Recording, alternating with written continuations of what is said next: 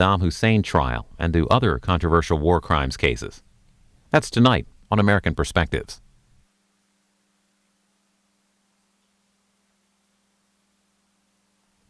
Ronald Olive, who investigated the case of Jonathon Pollard, talks about it. Mr. Pollard, a former U.S. Naval CIA operative, was caught and convicted of spying for Israel in the mid-1980s. He was sentenced to life in prison. This event was part of the Raleigh Spy Conference. It's about an hour, 15 minutes.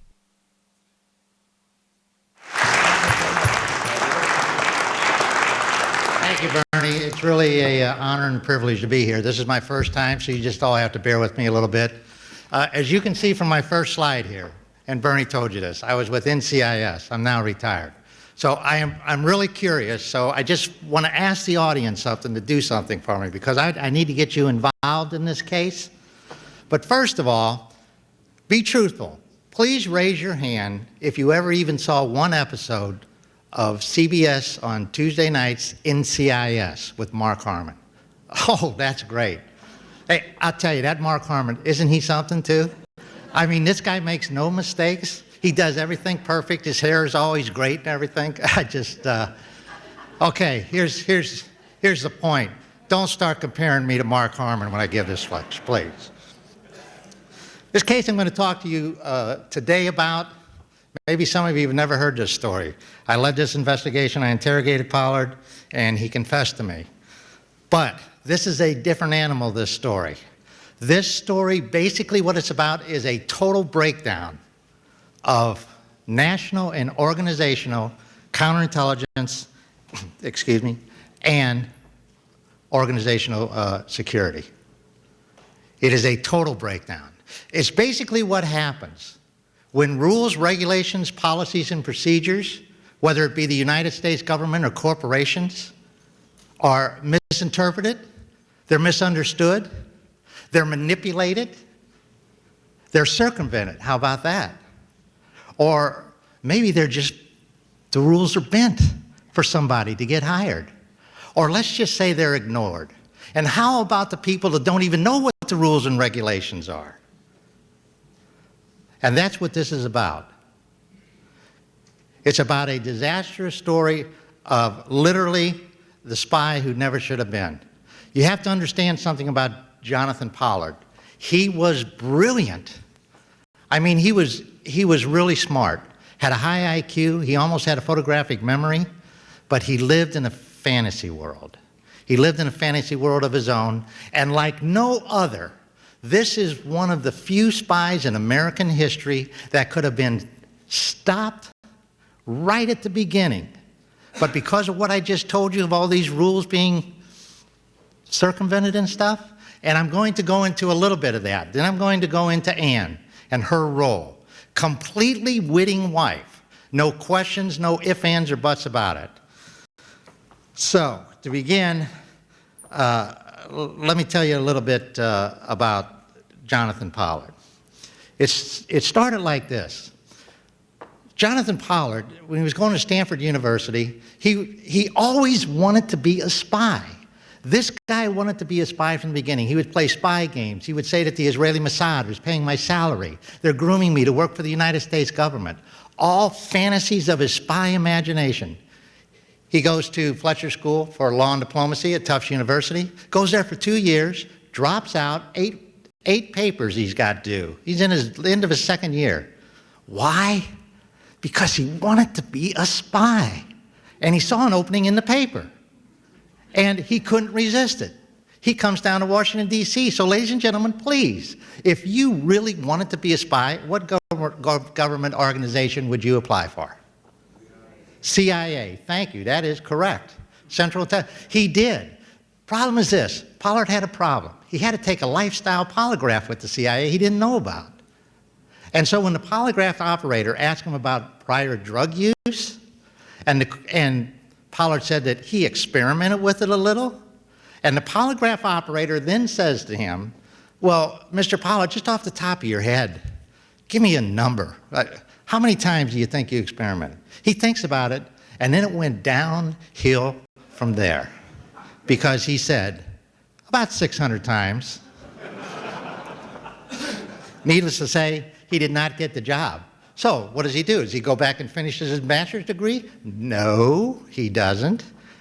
He sees another opening with the United States Navy. Oh, they'll take anybody.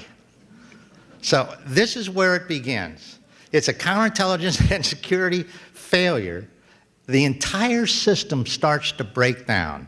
And I'm going to go briefly through how this occurred. And the reason that I tell this story, I'm compelled to tell this story, because what you're going to hear here is happening still today, both in the United States government organizations and in corporate America.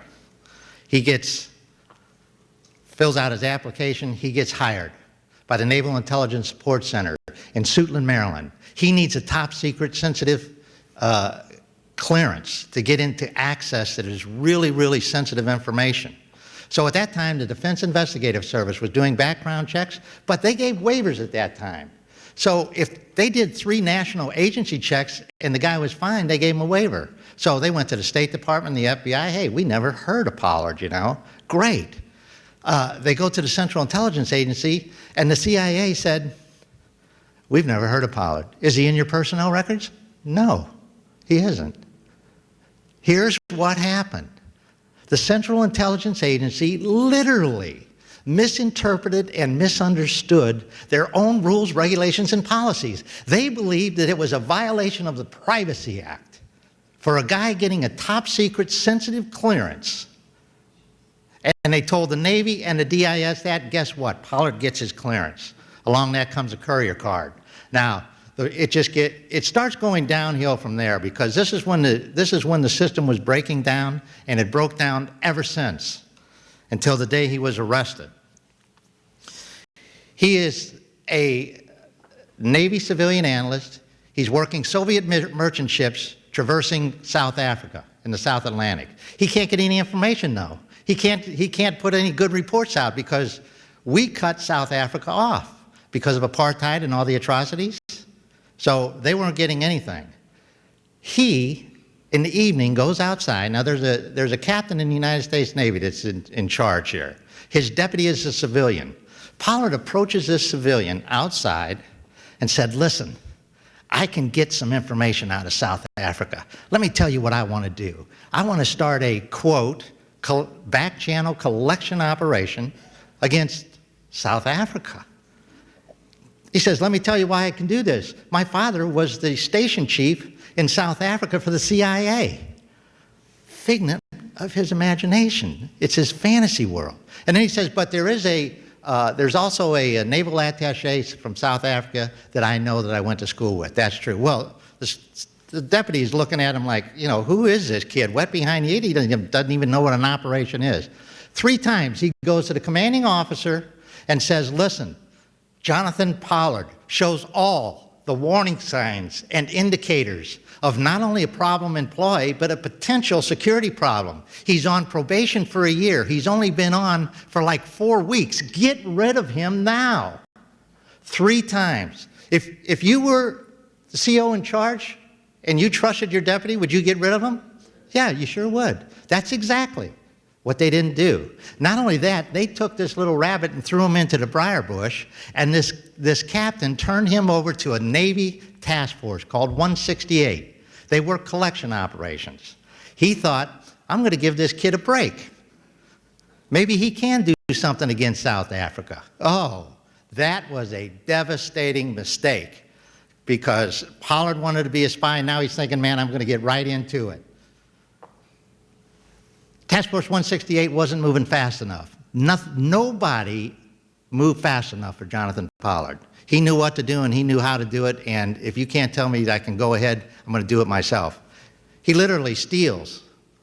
He steals secret code word information and passes it to the naval attaché in the South African Embassy in Washington, D.C. Why? To win their favor, to get this thing going.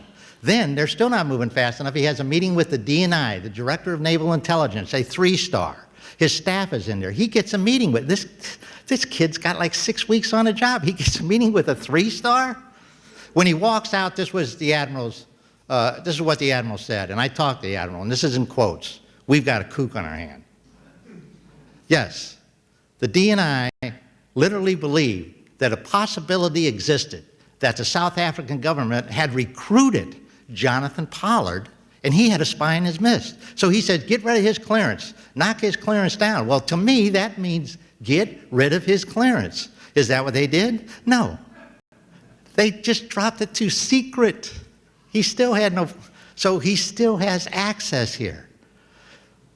Not knowing what to do, he's afraid that he's got a spy, he calls us. At that time, we were NIS, Naval Investigative Service. Toss Assistant Director, they work out a plan to do a sham operation, a double agent operation, and tell him that he's going to be a double agent targeting South Africa. It was all a sham just to get him on a polygraph.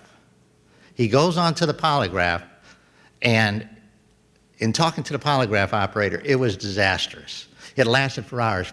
Pollard was shaking and yelling, and it was done in a hotel room, and he was like tending to throw up in the bathroom and stuff. Polygraph operator saying, hey, you don't have to do this, Pollard. This is just a voluntary thing. And lo and behold, at the end of the day, this is what Pollard confessed to. Unreported prior drug use. Remember with the CIA 600 times? He reported falsifying his application. He didn't have a master's degree. He left. He didn't have a master's, and he said also he spoke like 13 languages. This is all this fantasy of his coming out. Then he reports that he had unauthorized contact with a foreign intelligence officer from a hostile country. Now, when we send the report to the 3-star and to the captain, ladies and gentlemen, please tell me what you would do with Jonathon Pollard, who now has about 9 months on the job. Fire him. Thank you, because my senses are back in order. Because he acted so erratic and was so emotionally, the polygraph operator told me he's one of the most emotionally unstable individuals he ever had polygraphed in 18 years, and he needed to see a psychologist or a psychiatrist. The bottom line is this in this story, at this point here. He did that. He got cleared by the psychologist. To make a long story short, he went to his own. He got a piece of paper. He's cleared. He demands to get his top secret clearance back. Captain says no. He keeps demanding it. What do? Now, he was hired as a GS7 in the government. What do? What do? They promote him. He's now a GS9. Keep him quiet. Keep that problem fly off here, you know. He keeps raving about it. So he goes to another psychologist, a Navy one that he was ordered to do in the first place. Navy psychologist clears him. He said, yeah, he's not a security risk to the United States, but, comma, he does have problems, and he really does need to continue some type of treatment. What do you do with a guy like that? Well, you know, the captain wouldn't give him his clearance back, so I'm flash forwarding a year here. He is still yelling at this captain, I want my clearance back, and I want it back now. Sorry, you can't have it. Fine. I'm going to sue the Navy. I'm going to sue you if I don't get it back. What do you do with a guy like that?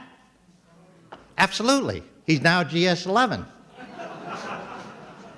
Now, he's still screaming. He still has a secret, right? But he wants access to the United States' closest guarded secrets. And he will not settle for anything less. The captain writes 3 letters to an outfit called SSO, they're Special Security Officers, which gave top secret sensitive clearances to civilians and to military. They turned him down 3 times, saying, Jonathon Pollard will never, ever be eligible for a top secret clearance. You're going to have to submit somebody else's name. On a phone call to a 2-star, to a 3-star, back to a 2-star, a phone call. Give Pollard his top secret clearance back. Give him his sensitive compartment and clearance back. And oh, by the way, give him a courier card so that he can walk into establishments, pull stuff off the shelf. That's not what they're telling him, but this is what now Pollard can do. And he can't be searched. He cannot be searched, leaving a library, a top secret library, because he has a courier card. That's where we stand. That's how this thing started. Then Pollard's performance starts to deteriorate. Not that it hasn't already deteriorated, right? He's having arguments with his supervisor, screaming arguments, telling him how stupid he is. He's alone in these spaces. You can't be alone. It's a two-person rule. And then he meets the love of his life, Ann Henderson. She's got blonde hair there, but she's beautiful redhead, beautiful blue eyes. I mean, he fell in love with her. She's gorgeous, intelligent, and Ann thought that Jonathon Pollard was probably the most articulate and intelligent individual on world affairs that she has ever met. She was mesmerized by his intelligence and his ability to analyze things and talk about stuff for hours and hours and hours on end. They fell in love and they moved in together. Serious financial problems, Ann would always bail him out. He passed secrets during this period of time to his financial advisors, 2 of them, civilians. Why? Because when he got out of the Navy, working for the Navy, he thought they would repay the favor. Secret material on economic conditions in various parts of the world. So he also passed and showed secret information to an Australian Navy officer that was on temporary duty to Naval Intelligence. But before I go any further, I just have to tell you this. He hated this command. He hated this command. They were driving him up a wall. A commander downstairs had a new position opening. He thought Pollard was a genius. Thought he was the best analyst he ever seen in his life. Jay, you want a job? Yes. Be here at 9 o'clock Monday morning. 9 o'clock Monday morning, Pollard doesn't show. 10 o'clock Monday morning, he walks through the door. The commander goes, what happened? He was all disheveled. His hair was a mess. His clothes were dirty, wrinkled. He looked like he had been sleeping on the streets of Washington, D.C. Jay, what happened? My wife was kidnapped. What? He had a girlfriend, not a wife. Do you know who kidnapped? Yes, I know who kidnapped her. I know who kidnapped her. Well, tell me, what's going on? The Irish Republican Army. The IRA. Did you hear what I just said? The Irish Republican Army? Can you imagine being this commander sitting behind that desk listening to this story? Oh, but it gets better. He said, all weekend long, I've been running around D.C. negotiating with the IRA on and off the phone. There was no, I got the FBI involved, D.C. police are involved, we're doing this thing together. It's all Pollard. It's all him. I mean, this is his fantasy world he's living in. And he said, Commander, let me tell you something. He said, just 1 hour before I got here, I finally negotiated her release. Commander's like, really? And then the straw that breaks the camel's back on this, he said, and that's why I'm late. I mean, the commander's thinking, come on, Pollard, couldn't you say that there was an accident on the Beltway, you couldn't get here in time? Didn't work. So what do you do with a problem employee? There were 2 terrorist attacks in Lebanon. One on the embassy 6 months later, an attack on the Marine Barracks headquarters at Beirut International Airport, where 240 Marines were killed by a Hezbollah terrorist. That 3-star wanted to form an anti-terrorist alert center to analyze information coming in so that would never happen again. So now you tell me, what are you going to do with a problem employee? Now, I'll tell you, oh, wait a minute. Did I tell you this? He was promoted during all of this to GS-12. So now when you're a GS-13, that's management, heaven forbid if you got into management. So what do? No, you transfer them. You talk them into going to this and be a analyst for the Anti-Terrorist Alert Center, which, by the way, was run by our headquarters in Suitland, Maryland also, in NIS. So it doesn't get any better. Pollard was hired on in June of 1984. He had a friend in Washington, D.C. he grew up with. The friend's name was Stephen Stern. And Stern had witnessed this colonel here giving an Israeli bond talk in New York City. He was going to New York University to get his graduate degree. He calls Pollard, and they talked on the phone all the time, said, listen, I just met this colonel. Can I give him your phone number, Jonathon? Well, that was it. He told us later, Pollard, that when he was told that by his friends, he was going to spy for Israel no matter what. So he's living with Ann now, okay? He literally sits down with Ann in the living room, discusses his plan, says that the United States is not giving Israel what they need on terrorist information, and that he is going to change that because the United States government isn't doing it. So he is going to take it upon himself. What do you think of that, Ann?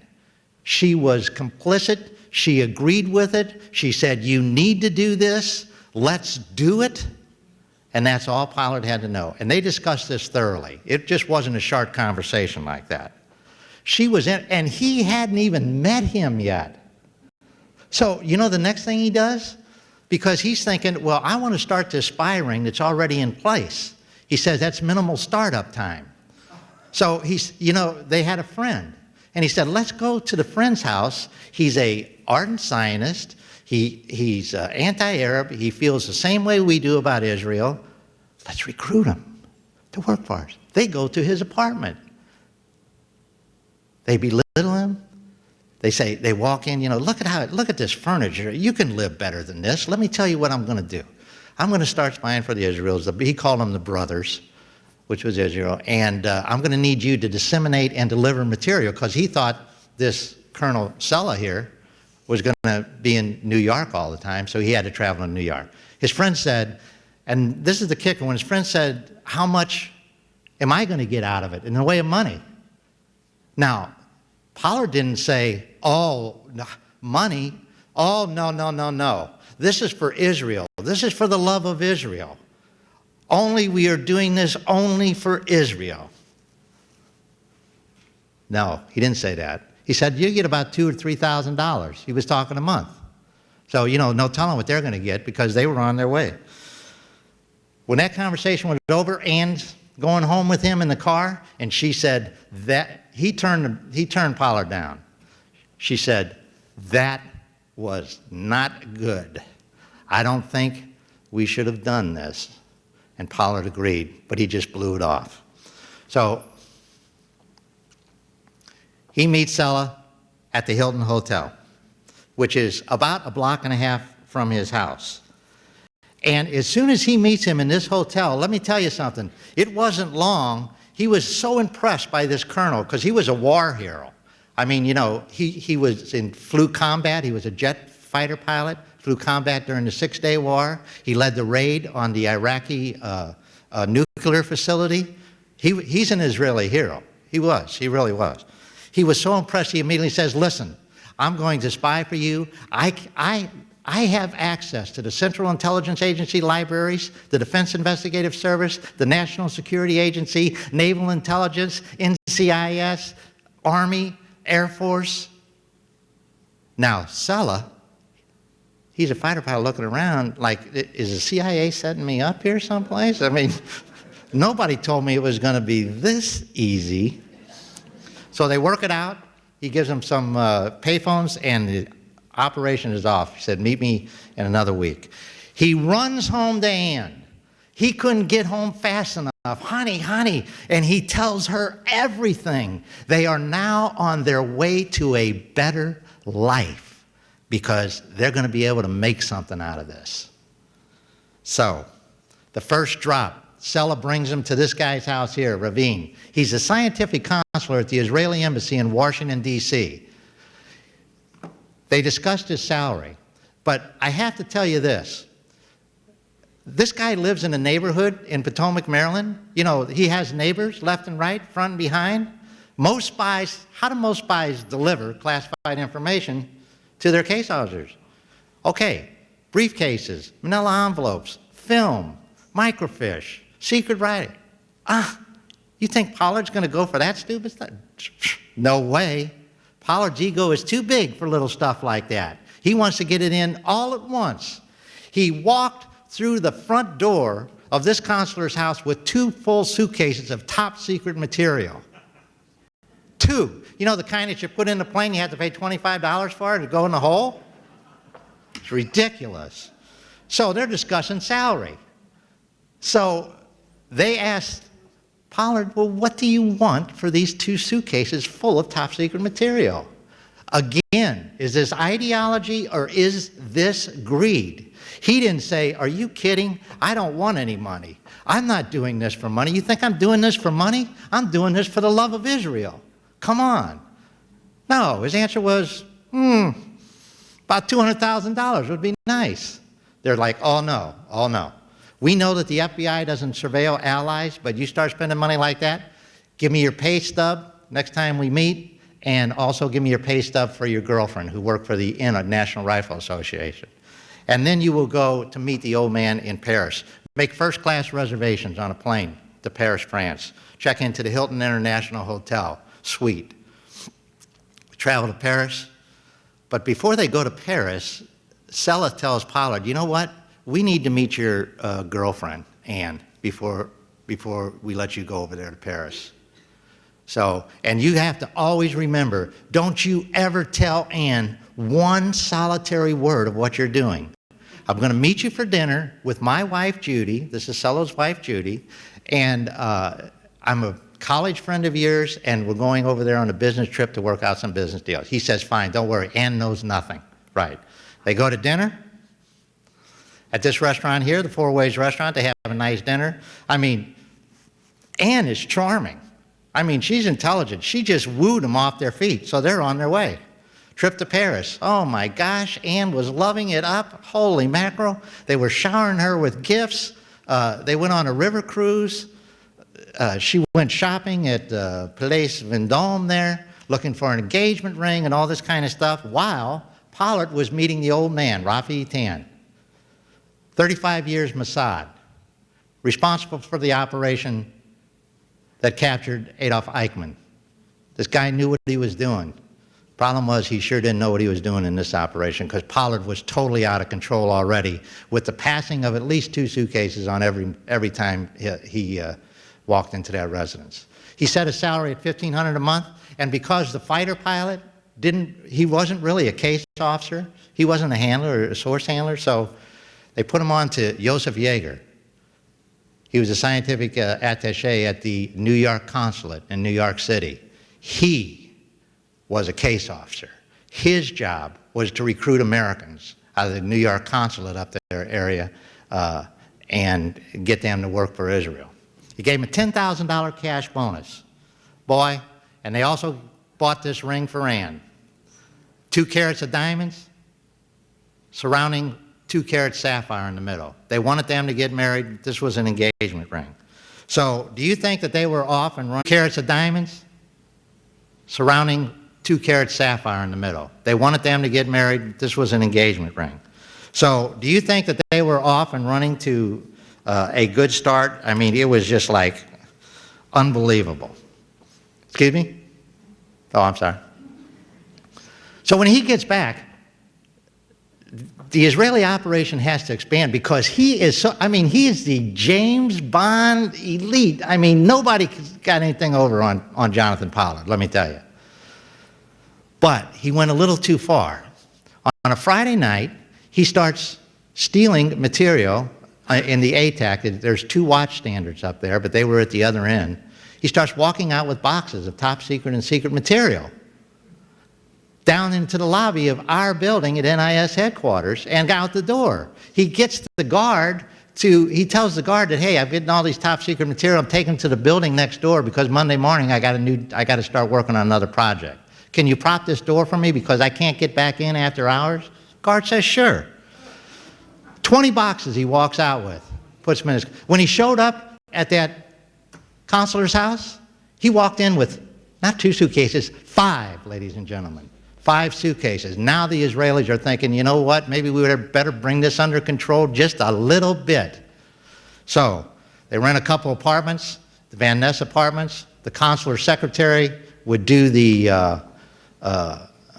Xeroxing on all the material that he stole from NSA and the Defense Investigative Service, the top secret stuff that he checked out with. He would deliver it on a Friday, pick it up on a Sunday night, and take it back to the library. He meets Yeager every month, and now he's pumped, though. So Yeager, he's a seasoned case officer. Pollard says, I want more money. You're seeing material like you've never seen in your life. Give me more money. I want it, and I want it now. Well, Yeager's thinking, oh boy, here we go, $20,000, $30,000, you know, okay.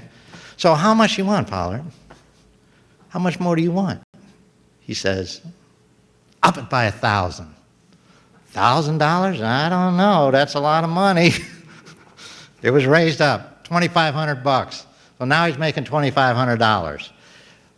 The Pollard's drug of choice at this time, ladies and gentlemen? You want to take a guess? Cocaine. Absolutely. Cocaine.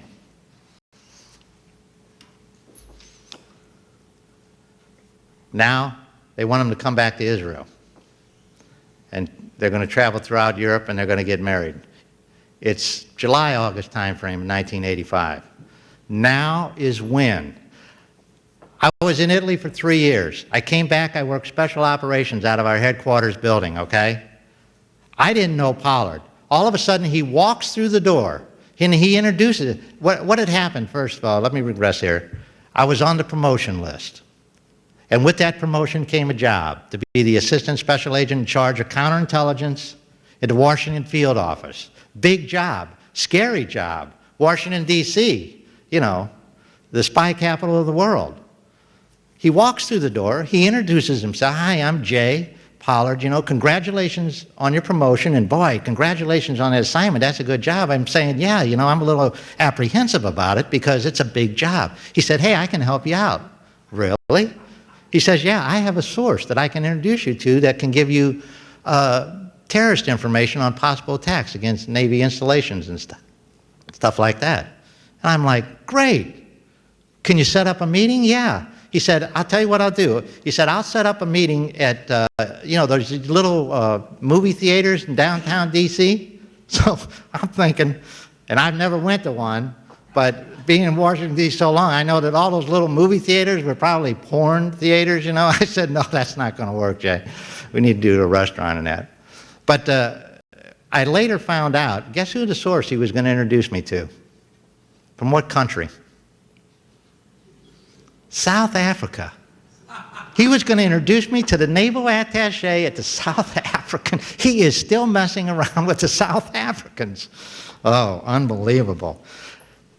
I transferred. The meet never occurred. I just blew Pollard off like everybody in the entire Navy did. Blew him off as an eccentric. Do not pay attention to Pollard. He's a little wacko. Just let him alone. Let him do his thing. He goes to Israel. They set up a 10-year plan for him, which Pollard did not authorize. The old man, Rafi Tan, said for the next 10 years, we're depositing $30,000 into a Swiss bank account every year. Here is your passport. He had a code name of Danny Cohen. And after 10 years, you and Ann fly to Switzerland. We'll give you the codes, and you can get into your safe deposit box, get the money out, and live happily ever after in Israel. Pollard hated that because he didn't get input into this. He is screaming at Rafi Tan that he wants more money. He could get caught. He could get caught. He's taking a chance. Rafi Tan says, Yeager, give him $2,500 more as a bonus, and Pollard, get out of here. I'm in charge of this operation. So he's got $12,500 cash in their pocket. They sightsee Israel. They go to Vienna. They get married. They traveled from Italy to Vienna, Zurich, Paris, London. They are living it up. Look at Pollard here in this picture. That's the Orient Express. They paid $700 for one night for that trip. They are having a ball. Then it came. Detection. It was the beginning, really, of the end for both Ann and Jay. This is our headquarters. And you can see the circle. You can see the circle driveway in front. Well, Pollard, there was a naval intelligence computer system downstairs where from the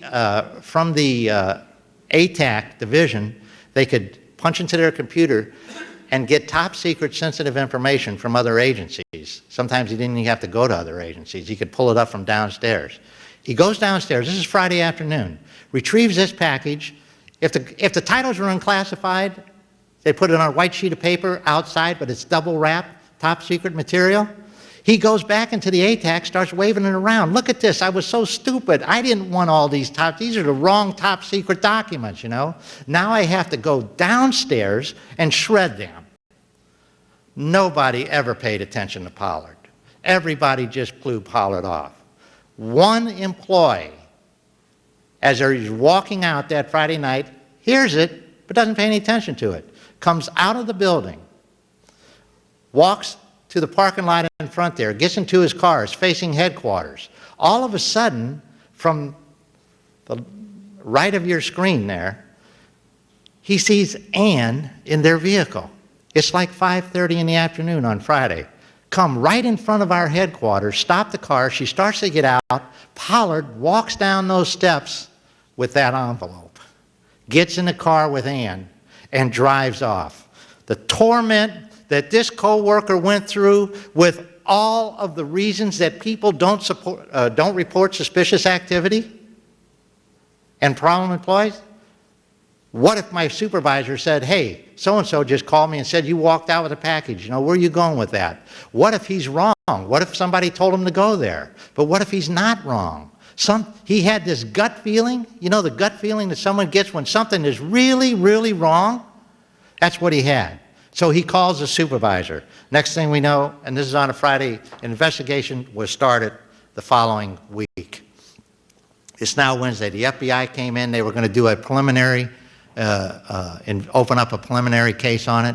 The problem with that is I had assistant director of counterintelligence who wasn't in the habit of waiting long periods of time. And in case you don't know, when the FBI opens up a preliminary investigation, it could take months or years before they open up a full field investigation. So sometimes espionage cases take years and years and years before they come to an end, culminate in an arrest. Sometimes they never do. So we got a command authorized search from a commander to put a camera in here. Now I don't know if you've ever seen a spy literally stealing top secret material from a cubicle. You see a suitcase under his desk, right to the left of that chair. It's a briefcase, not a suitcase, I'm sorry, it's a briefcase that the Israelis gave him, one of two, to take classified information out of there. So what I want to show you next, it's a split screen. The first is the hallway on the right-hand side. There's a coworker that has a cubicle right next to his. The other camera is over her cubicle, unbeknownst to anybody, shooting right down on his. Now, you see how grainy it is? If you're looking for CSI stuff in here, don't. It's like a bank robbery back in '85, you know, they say, oh yeah, who was that robbed? Oh yeah, they didn't even have a mask, but we can't make it out. Watch this. This is on a Friday. It's almost 11 o'clock in the morning. He opens the briefcase, sets it underneath. Goes into this drawer. I want you to look at this drawer. That's got top secret material in it. Here's what I want you to imagine. You know, a Xerox paper, reams of paper, 500 sheets. In your mind, think about how many pages of top secret material he's taken out of there. And you notice he's not redacting anything. He's not looking at any of the titles. He's just doing it. Oh, he sees something out of the corner of his eye. Starts to close the drawer. It's a coworker.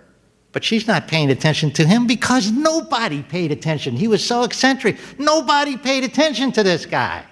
He's got to lift this out, and I slowed it down for you, with 2 hands. Tell me how many pieces of top secret material he's taken out. She comes back. Hey, nobody cares what Pollard's doing. He's just an eccentric. Then they don't even look at him anymore. Jonathon Pollard did this, ladies and gentlemen, 2 or 3 times a week, 2 or 3 times a day, 3 or 4 days a week. Put it in a briefcase, walk out, put it in his car. That is only from us. I can't tell you the devastation he caused to the Defense Investigative Service and the rest of Naval Intelligence and the National Security Agency and all the rest of them. I mean, he was on a roll, never doing his job. He couldn't even get the suitcase shut. That's how hard it was to do. And then finally he walked out. Now, so here's the thing. while this is playing, here's what was happening. They wanted me to surveil Pollard. Well, I had 30 agents on a protective service detail for none other than, who do you think? The Minister of Defense for the country of Israel, Yasek Rabin. It was very strange because when he came in town, we took turns between the Army and the Air Force. They always wanted NIS for some reason. They wanted these civilian special agents to do the protective service detail. So I said, hey, I called the FBI and I said, listen, we want to do a surveillance on Monday. How many agents can you give me? Now, I knew that the field office at the Bureau there had quite a few agents. When they told me 2, I said, that's not going to happen. What we did is we set him up for Monday morning, the following Monday morning, for him to pick up another batch that he had ordered of top secret sensitive material. When he leaves work, we were going to follow him to his apartment. When I could only get 4 agents, myself, and one of my agents, Lisa, who was the only one I had left back at the office, who was an outstanding agent, and 2 Bureau agents, I told the assistant director, this is not going to happen. It's not going to happen on my watch. What if he goes into an apartment building and he comes out without this package? Can you get a search warrant for that whole apartment building? No, thank you. Assistant director says, and you bring him in because I want this case over. I want this case over now. Bring him in and interview him. Fine. I'll do that. So we bring him in. Before we do, this next tape no one has ever seen. It's the first time you'll see this. It is Jonathon Pollard's last day at work. See, I got to tell you, I wasn't going to tell you, but I got to tell you. I got to tell you. See this thing here? We did a list for headquarters to watch this monitor 24/7. Okay, listen up, ladies and gentlemen. Listen up to me close. I want you to please raise your hand if you have never been touched by Murphy's Law. I don't see anybody raising their hand. Do you see me with my hand up? No, because whoever was supposed to be on that monitor wasn't on it. I didn't find out about it until 2 months later. You think I was aggravated? Me? No, a little bit. We didn't know this happened. So we agreed to go out into the parking lot to pick him up when he walks out. This is his last day of work, and this thing was being monitored now by 5 people in another room. So me and my agent and the 2 FBI agents set up out in that parking lot that you saw. And this is what happened. Wait a minute. I got the wrong one.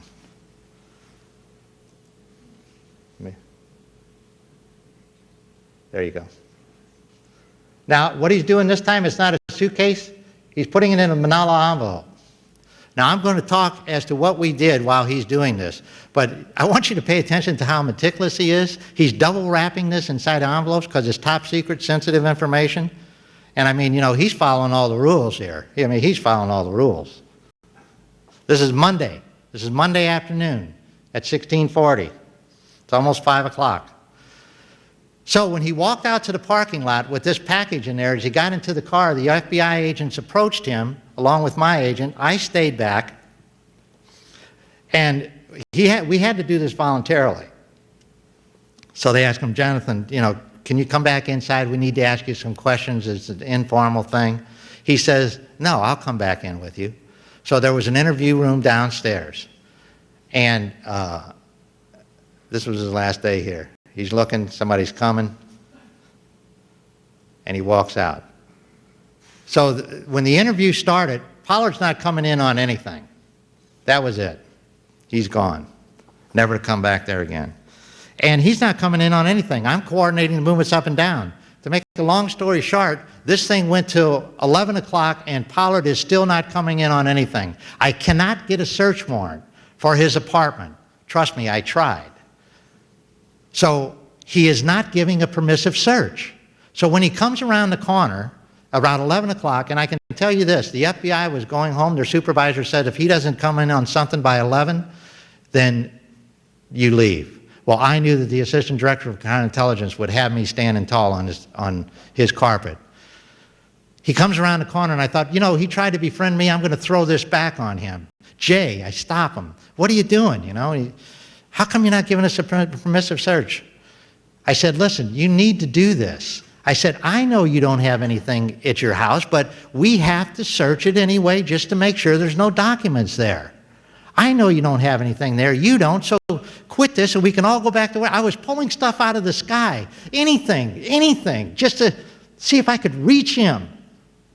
He's just looking at me with like this, doesn't say a word, turns and walks away. I'm thinking, well, that took care of that. My career is now over. I've been on the job 3-4 months and, you know, we get stationed in India somewhere. My agent comes out and said, Ron, you're not going to believe this. He just gave us a permissive search.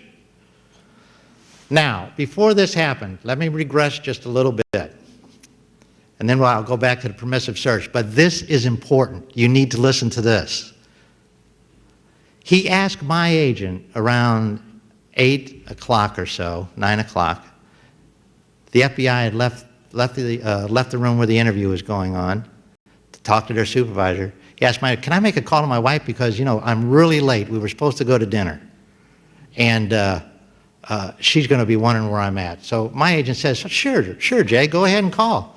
Calls his wife, honey, I'm going to be late for dinner. You know, don't worry about it. They gave me some assignments I have to do. And, oh, by the way, you know, go to the birthday party with Chris and have dinner and tell him I'm sorry. I didn't know I was going to be this late. And, oh, by the way, you remember that cactus plant? Remember that cactus plant that we bought her for her birthday? Take that over there. Hangs up. Says, oh, I forgot to tell her something. Oh, honey, listen, the wedding album, don't forget to take the wedding album over there, too, because they never saw our wedding pictures from Italy. My agent comes out, said, Ron, this is strange. Pollard just made 2 phone calls. The one with the wedding album, you know, men don't talk about wedding albums. The show it's usually the wife that does that. But what really got me, she said, is when he said the word cactus. It just sounded like a code word. Well, woman's intuition had it right. It was a code word. Listen to this.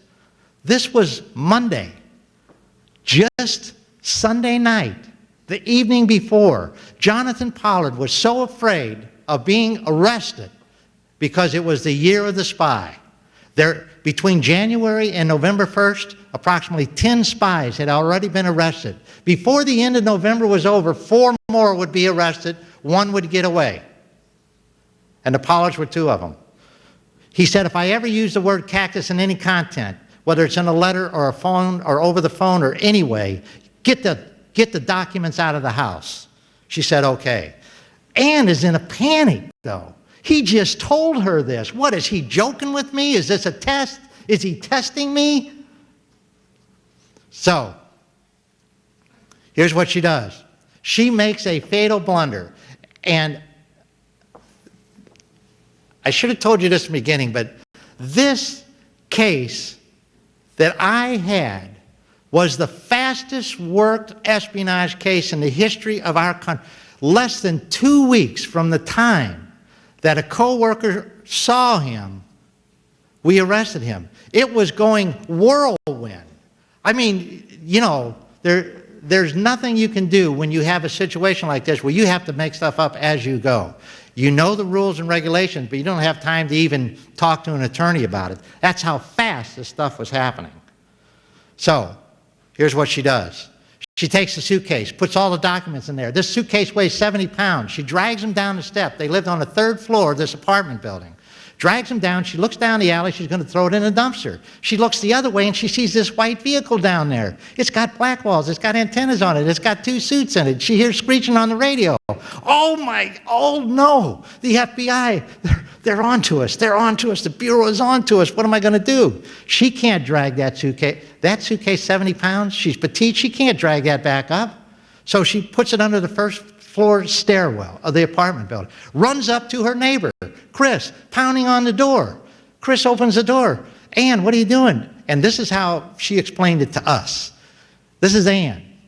Oh, She said, Jonathan's in trouble. She said, he had some classified information at home, and we were going to burn it, but we didn't get a chance to burn it, so I need the suitcases under the first floor stairwell. I need somebody to take it to the Four Seasons Hotel, and I can meet him there. And like, can you imagine if you're this lady next door? She's like, whoa, slow, whoa, Ann, come on in for a drink. No, I can't. I can't. So from the rear, Chris's husband comes up. He's an Iranian exchange student. She tells her husband what's going on. She's got this suitcase full of top secret stuff down there. She's got to take it to the Four Seasons. She needs somebody to do it. So he says, I'll do it. True story. He was really a nice guy, though. He goes to the Four Seasons. She's not there because she got in a cab and going around all different streets thinking that the FBI is going to be surveilling her and all this stuff. And lo and behold, though, just as an aside, that car in the alley, it really was the FBI. It was the FBI. Remember I told you it was the year of the spy? They were surveilling Ron Pelton from NSA, who was at his girlfriend's house 2 blocks over. Talk about ironic. Was that crazy? They had no clue who the Pollards were. Are you kidding me? It was crazy. So the suitcase isn't there. The Iranian guy's not there at the Four Seasons. She panics. She calls Sella, the first handler.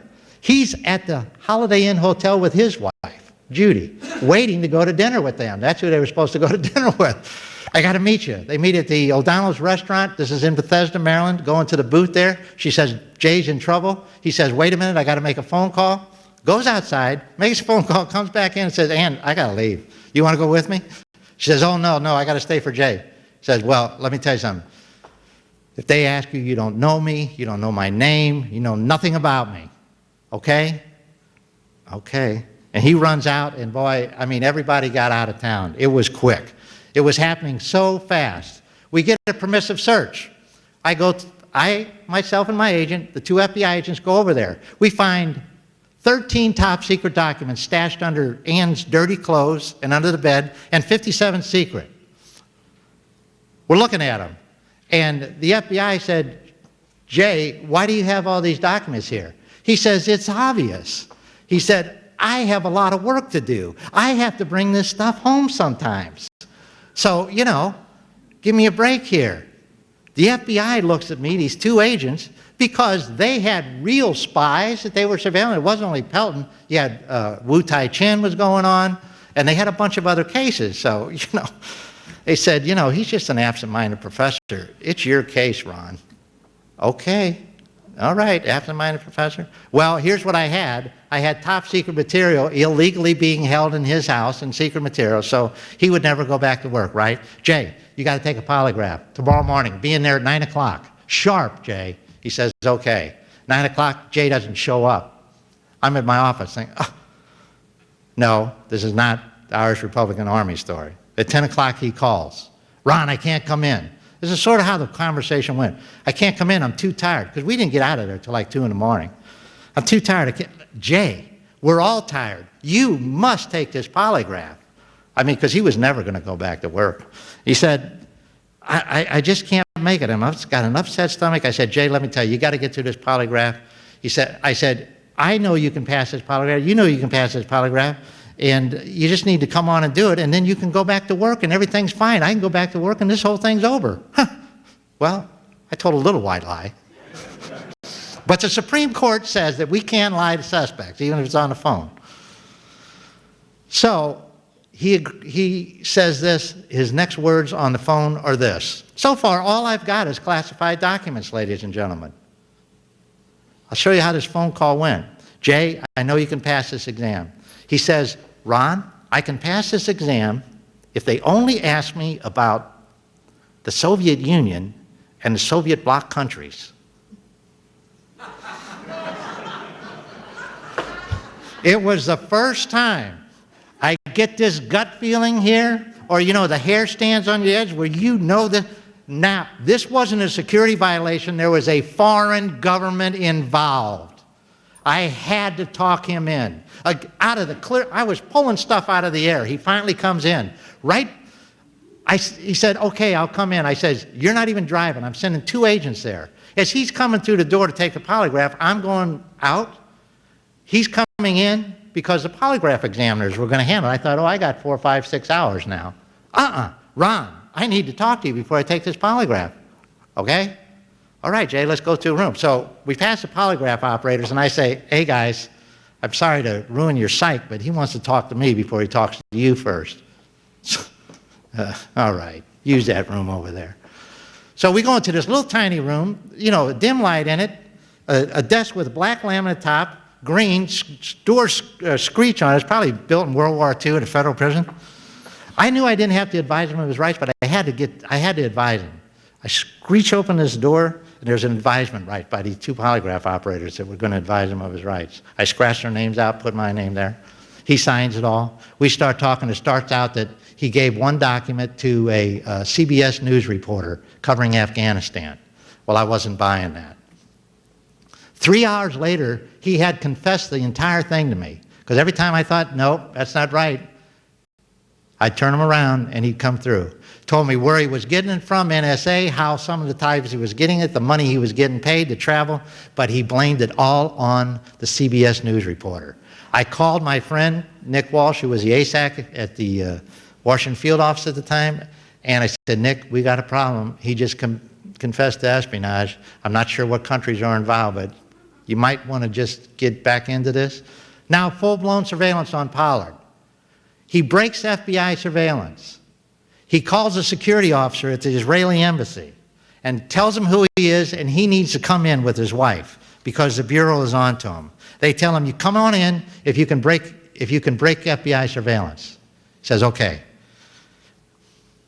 They're coming down Van Ness International Drive. Pollard pulls in, the gates open up, it slams shut. Phone calls are going crazy. What is this place? Because the Israeli embassy wasn't on Embassy Row.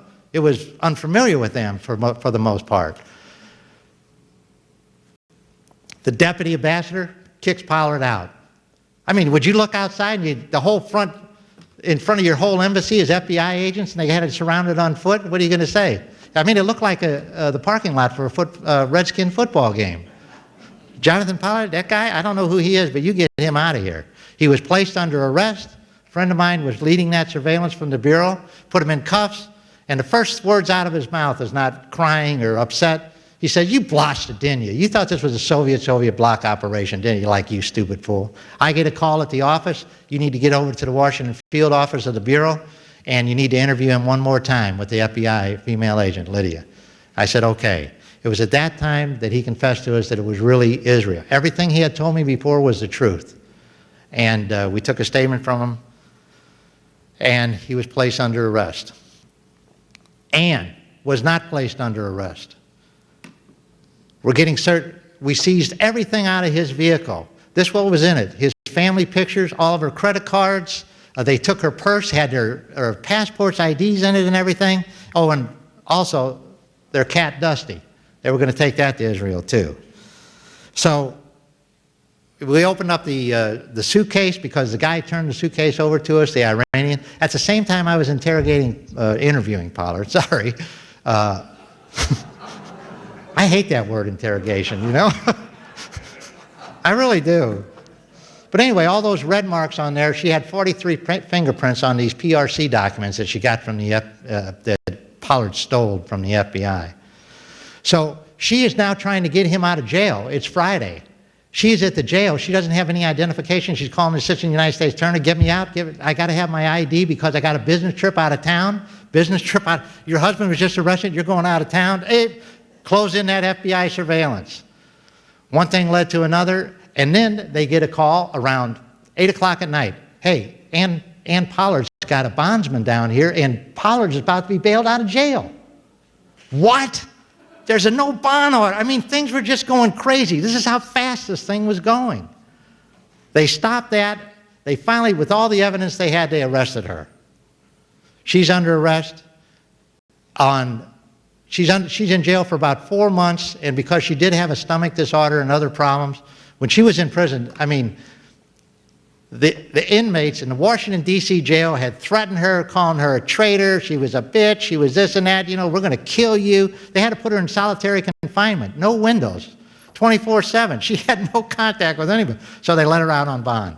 6 months later, they pled guilty. They both went through polygraph examinations and interviews. It was crazy. And then, when all that was over with, on Sunday, March 1st, 1987, Jonathon Pollard talks his wife, Ann, into going on 60 Minutes. Why? Because he felt that if she goes on 60 Minutes and tells the world why they did it for Israel, they won't get a tough sentence, maybe. Here, I mean, would you go on an interview with Chris Wallace?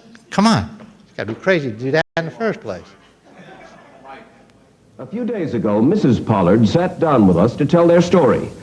Why, we asked, why did her husband spy for Israel? My husband felt it imperative after several years of envisioning and watching. Listen close, the please. Intelligence community refuse to give the Israelis information which was of essential importance. He subsequently thought and came to me and said, look, I have got to do something. I cannot sit back and I can't watch this. You discussed this then pretty thoroughly ahead of time. Oh, yes, we did. You knew what you were getting into. Oh, very much so. What kind of information did Jonathon Pollard take from the United States to give to Israel? Its scope was breathtaking, according to an Israeli intelligence official.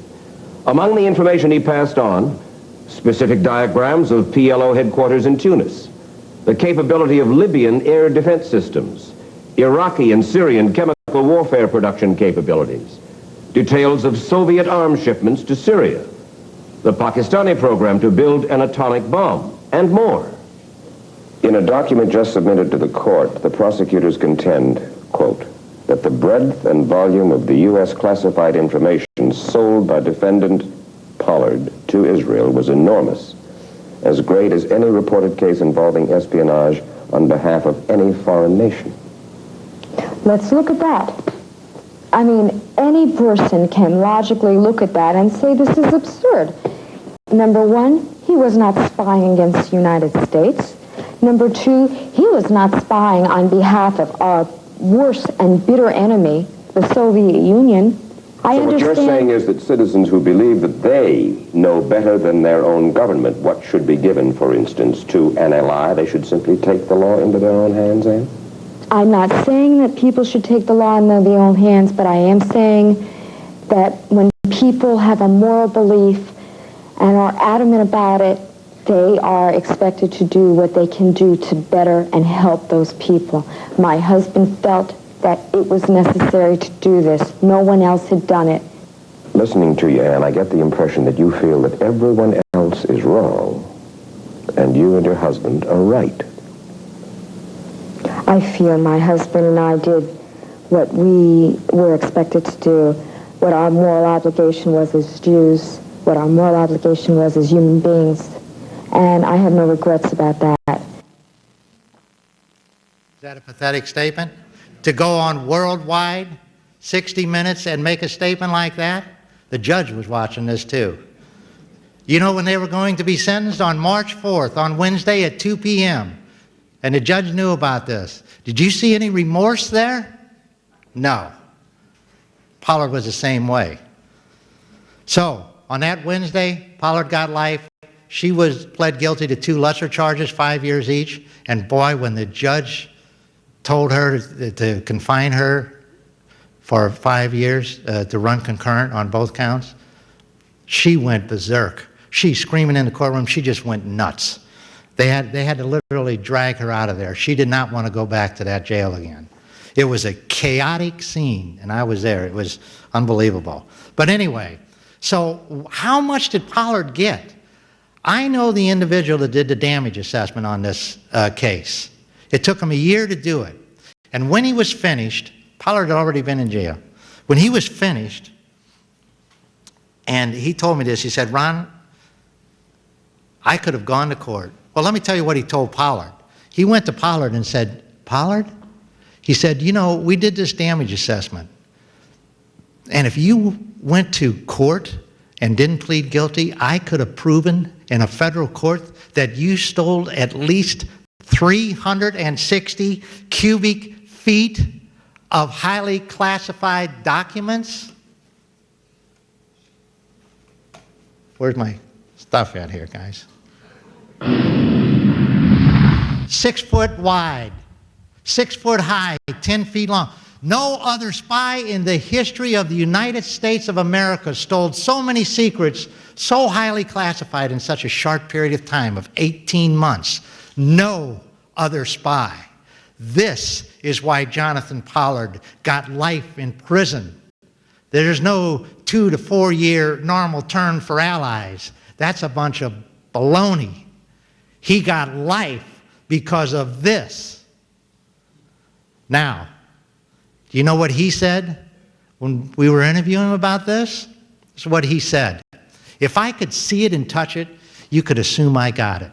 My only limitations was what I couldn't physically carry. Ann got out of jail 3 years later. She went to move to Israel for 8 years. She hated it because they watched every penny she had. She got back. She sued him for $5 million for the way she was treated. Pollard has thousands upon thousands of followers. I would ask you to go onto his website and see what I'm talking about here and see if he still has any remorse. It was a terrible breakdown of national and organizational security.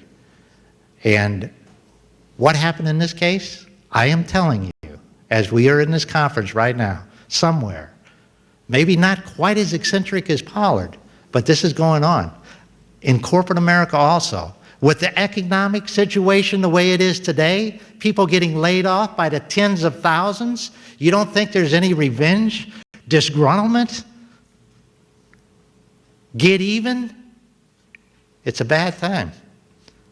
Anyway, ladies and gentlemen, that is a quick synoptic overview.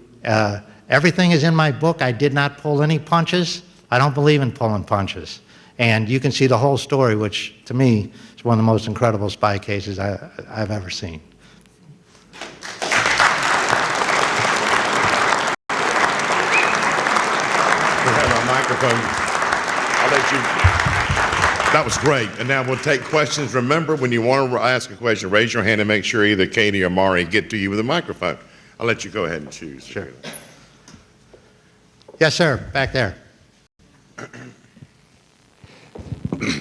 I'm curious, are you naval agents civilians, or are you actually members of the Navy like the Air Force and the Army? We are actual civilians. We're 1811s, just like the FBI, DEA, Customs.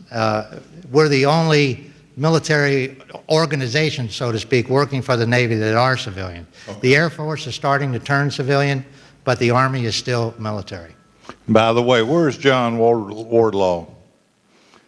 Stand up, John. John was a very high ranking in your counterpart in the Air Force and OSI doing the same thing. Just give him a hand.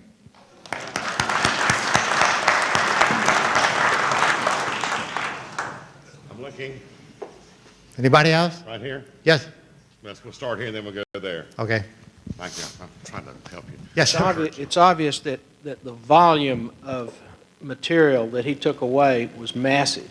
Yes. But as far as direct damage goes, I think about in the case of Hansen, where they know agents were killed and this sort of thing. Can you comment on specific things that went bad because of this, these documents that he stole? Every one of those documents that you've seen there, first of all, it is still classified, but I can tell you this. The damage that he did, the guy that did the damage assessment told me some of the stuff he gave away, and I have the titles of it in my book, but I couldn't go any further than that, was like giving away the keys to the kingdom. It literally gave a foreign government our sources, our methods of operation, who they are, how we get this information, the signals from the air, how we do that, everything. And the bad part about that is, you know, you say, well, it's to an ally. Well, yes, and we do give classified, but there's a system for it. There's a government a body that does that kind of stuff. When a rogue individual decides to take into their own hands what should and should be given away to a foreign government, that's devastating. And it cost billions of dollars. How much money it cost us to try to repair that is still classified. You know, I'm thinking it's probably somewhere like one of these stimulus plans that's out there right now. But it was a lot, and it caused grave damage. And that is the other reason. It was the severe damage of what he did that got him life in prison. There's a question right here that was right there. Please wait. With such a large amount of data that was stolen, and this is before, obviously, computers were used to keep track of the data, wasn't there any type of a librarian or anyone who was observing such, one day you go there and the drawer's full, the next day you go and it's half gone? I mean, because you can see in the video, he's shoving everything in the folders and suitcases and, you know. You know, one of the documents that he got, in the libraries where he had to sign out for it because it was so highly classified, he would return it the following Monday. But you're right, he just went in and took stuff. And one of the biggest failures here, not only just organizational breakdown, you know, it was a sundry of things, you know, like leadership failures, the failure of the need-to-know rule. Nobody followed that. The need-to-know rule is just because you have a top-secret clearance, a sensitive clearance, doesn't mean you can see every top-secret document there is. It's only what you work on. Things like that. Work environment complacency, all of that played a role in this case. It was horrible. And this volume here, you're right. I mean, he would just take it out sometime. If he didn't have to sign for it, it never came back. And no one ever said anything about it. I mean, when you're asking for the highest, closest secret that this country had on how we develop our sources and everything, and they don't even ask him, do you have a need for this, Mr. Navy analyst? The questions are never asked. That's how he got away with it. Yes, Elaine? Right. Wait for the mic. So are they asked now, those questions? Yes, ma'am. So a lot of revamping of policy? I'm sorry, I didn't hear your question. A lot of changes in policy? Oh, yeah, there were changes in policy. Number one, Pollard had that courier card for good. Now you can't do it. You want to get a courier, you want to go get something with a courier card, you got to say where you're going, you got to sign out with it, and as soon as you get back, you got to have that document, you got to sign that card back in. All the clearances were cut in a third. Everybody with top secret clearances, it was cut like in a third. A lot of procedures, polygraph operations came into play. You know, counterintelligence scope polygraph, they called it at that time. All those came into play. But you want to know something, and this is my theory.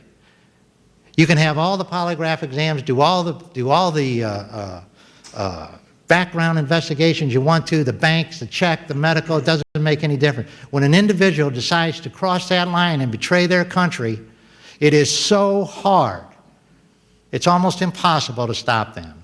It's only from vigilance of workers seeing something that just doesn't look right, something that's just out of place, it's not right. That gut feeling that one gets, like the guy that reported Pollard. You talk about a hero, that individual is the hero of this entire story, in my opinion. There's one right here. Whoever can get there.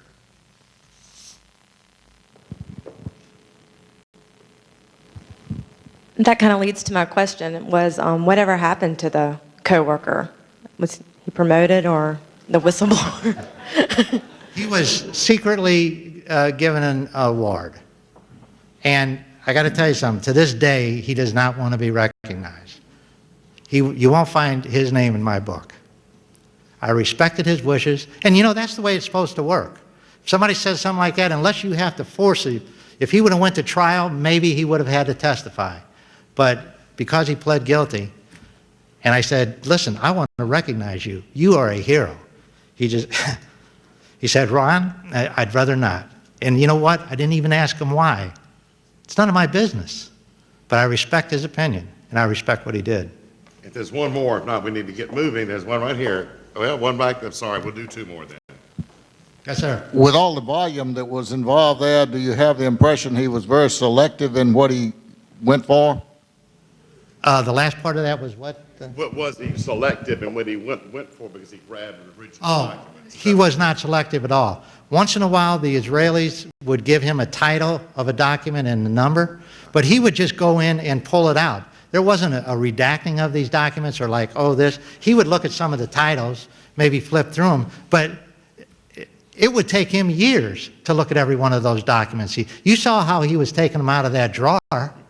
He was just pulling them out and delivering suitcases, not manila envelopes. One question here, and then we'll take a break. So I was curious about the scene with the Israeli embassy and all of that. I mean, were the Israelis trying to get him out? Was the colonel attempting? I mean, was there a plan to get him out of the country?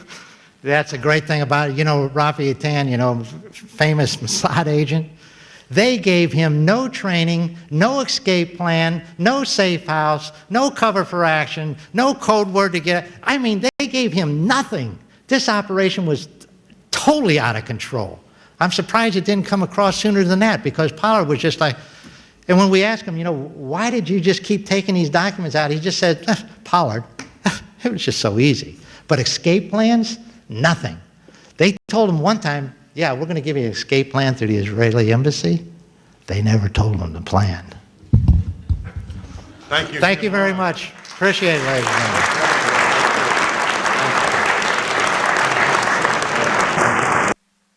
Remember how we keep talking about these magnetic IEDs? All right, well, they've got something out here, they're using sticky bombs. They haven't used it against us, but doesn't mean they won't. In many ways, Diyala serves as a mini Iraq. You have this Sunni issue, Shia, as well as the Kurd. And when Al-Qaeda gets infested in a group like this, it takes an interesting shape.